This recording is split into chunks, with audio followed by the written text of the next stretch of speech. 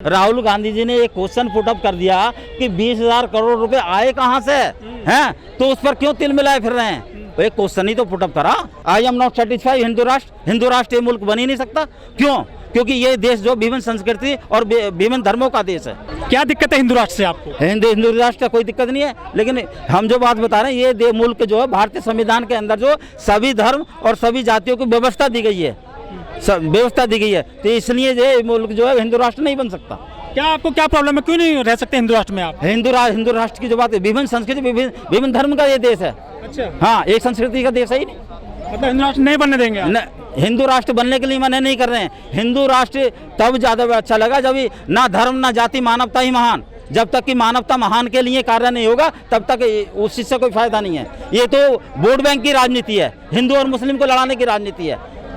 तो वोट तो उसी में मिलता है ना? किसमें? हिंदू मुस्लिम पर। हिंदू मुस्लिम में वोट की बात नहीं है। अब तो विचारों से वोट मिलेगा।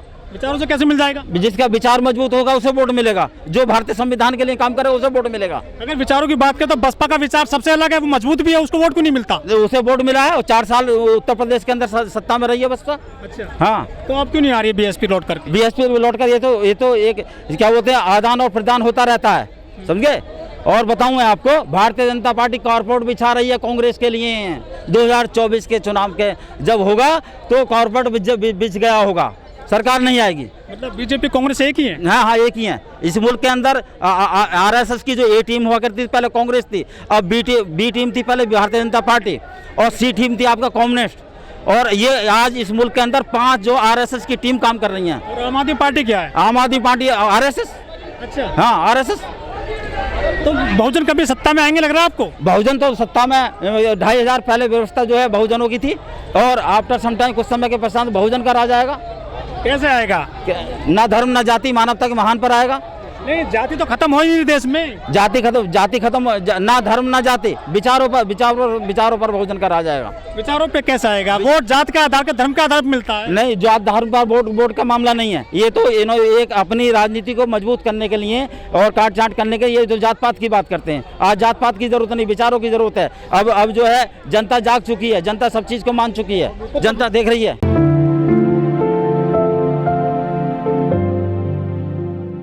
मोदी के अडानी के खिलाफ आप भी इस आंदोलन में आए, क्या सोचते हैं? देखिए, हम सब भी इस आंदोलन में भी हैं और अन्य हमारे लोग भी इस और आंदोलन के लिए तैयार होकर आए। जो लोकतंत्र की जो बात है, लोकतंत्र को बचाने की जो बात है, उस मुद्दे पर हम यहाँ पर बात करने के लिए आए। क्या हो रहा है लोकतंत्र को? लोकतंत्र खतरे में है। लोकतंत्र खतरे में है। कैसे खतरे में? वो खतरे में इसलिए है क्योंकि 75 वर्ष देश को आज़ाद हुए हो गए हैं, और अब तक जो है जो लोकतंत्र के अंदर जो कार्य होना चाहिए था, अब तक वो कार्य हुआ ही नहीं है। चाहे कोई भी सरकार 5 साल या 5 साल से ज़्यादा जो सरकार इस मुल्क के अंदर चली, चाहे कांग्रेस की सरकार रही हो, चाहे जनता दल की सरकार रही हो, चाहे भारतीय जनता पार्टी की सरकार है, तो क्योंकि इन लोगों ने जिस भारत का जो संविधान है लिखा हुआ, डॉक्टर अंबेडकर का जो संविधान लिखा हुआ है, उस पर इन लोगों ने कार्य नहीं किया, इसलिए लोकतंत्र खतरे में है। काश अगर भारत के अंदर पूर्ण रूप से भारत का संविधान लागू हो गया होता तो लोकतंत्र खतरे में नहीं रहता। और उसी का मुख्य कारण है जो आज राहुल गांधी जी को दिक्कत हुई है।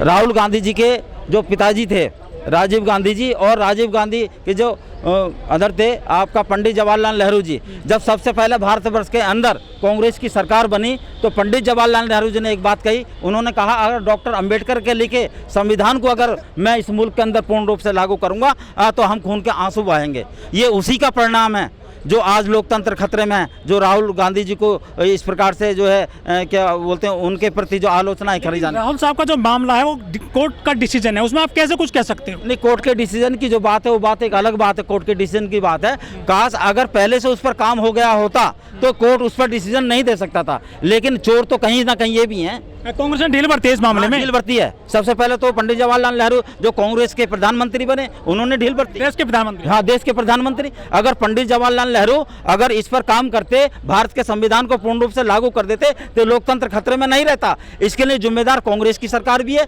और क्या बोलते भारतीय जनता पार्टी की भी सरकार है, और जनता दल भी जो भी 5 साल या 5 साल से अधिक जो सरकार इस मुल्क के अंदर चली, इसके लिए वो जिम्मेदार है। गड्ढे तो सभी लोग खोद रहे हैं, चाहे भारतीय जनता पार्टी की सरकार, चाहे कांग्रेस की सरकार है, सबने गड्ढे खोदे हैं। कोई कसर नहीं छोड़ रहा, जिसे जहाँ मौका मिल रहा है वहाँ लूटने का काम कर रहा है। लेकिन कह रहे हैं देश तरक्की कर रहा है बीजेपी सरकार में। देश कहाँ तरक्की कर रहा। मैं अभी उत्तर प्रदेश का एक ब्यौरा दे देना चाहता हूँ आपको। जब उत्तर प्रदेश में बीजेपी की सरकार बनी तो सबसे पहले आदित्यनाथ योगी जी ने ये कहा कि सड़कें जो गड्ढा मुक्त हो जाएंगी, गड्ढा मुक्त हो जाए। कहाँ गड्ढा मुक्त हो गई?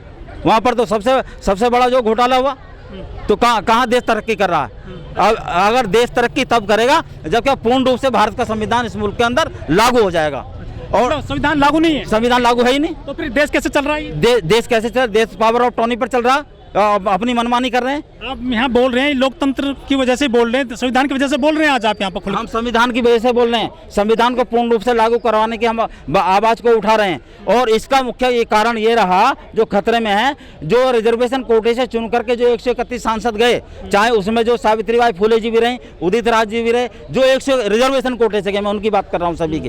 तो उन लोगों ने वहाँ पर जा करके जो है नेतृत्व नहीं किया, जिस समाज का नेतृत्व करना चाहिए था। भारत के संविधान को लागू कराने की बात करनी चाहिए थी, लेकिन इन लोगों ने नहीं करी। अगर ये काश ये इस चीज़ को करते तो ये नौबत नहीं आती। हाँ, राजनीतिक कोटा जो है, जो क्रिमिनल के अंतर्गत जो प्रोग्रेस कर गए हैं, तरक्की करें, उन्हें जो है एक साइड कर दिया जाए, और जिन्हें जो प्रोग्रेस नहीं करें उन्हें मौका दिया जाए। जनके की हालत देखिए, वहाँ भी बाबा जी का बिल्डोजर चल रहा है, वहाँ पे भी बड़े नुकसान हो रहे हैं। 70-75 सालों में वहाँ बिल्डोजर नहीं चला, लेकिन भाजपा सरकार आ गई तो वहाँ बिल्डोजर चलने शुरू हो गए।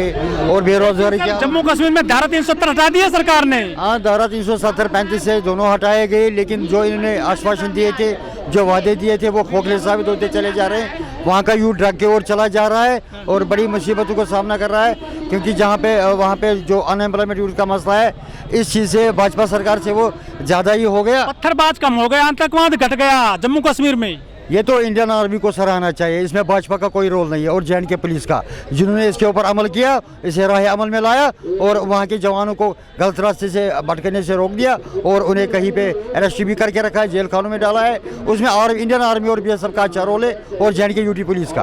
तो क्या जम्मू कश्मीर में हिंदूकरण हो रहा है क्या आजकल, लग रहा है आपको?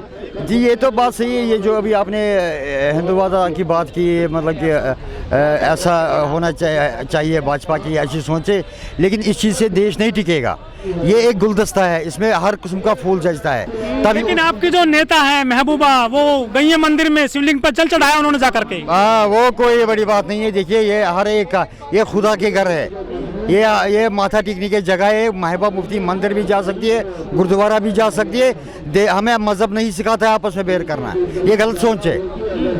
खुदा हर एक जगह तो मजहब के नाम पे मिलता है ना? नहीं। जे.एंड.के यूटी के अंदर आप देखिए, जो हिंदू है, सिख है, ईसाई है या मुसलमान है, तो वोट ये हर एक उसी बंदे को देते, उसी MLA को कामयाब करते जो इन्हें ऐसा लगता है कि ये हमारा आगे काम करेगा। कश्मीरी पंडित बस रहे लग रहा है आपको वहाँ पे? कश्मीरी पंडित तो अभी कश्मीर के अंदर नहीं बस रहे, लेकिन जम्मू में माइग्रेंट बैठे हैं। सरकार कितना काम कर रही है मोदी जी की? वो तो ठीक काम अभी चल रहा है, लेकिन उस प्रकार से भी कोई सहायता नहीं उतनी मिल रही है जो उन्होंने बताया था कि हम वहाँ पे 25 लाख नौजवान नौकरियों पे लगा देंगे।